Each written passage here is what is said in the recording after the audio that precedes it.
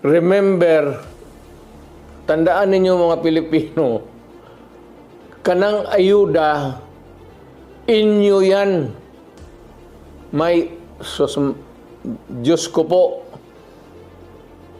walang tao dito sa Pilipinas o milyonaryo man o bilyonaryo na magbigay ng pera baski 1 peso sa inyo. Walang taong magagawa ng lalo na yung mga mayaman. Yung binibigay ng mga politiko, milyonaryo man o mahirap, hindi nila pera yan, pera ninyo. Kaya kung may problema ang bayan, tapos ang issue na sa harap ninyo,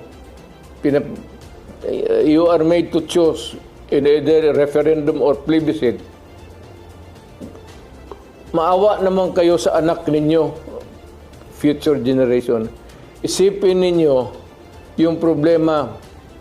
Yung ibigay ninyo na pera, kunin ninyo, kay pera ninyo yan. Hindi gago itong nag-imprinta yan sila ng pera, ipamigay. No, it's your money. Ninanakaw nila yan, yung iba.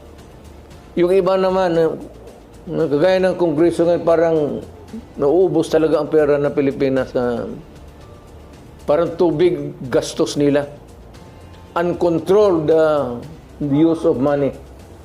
Basta halos imprinta na lang, baski wala na yung value.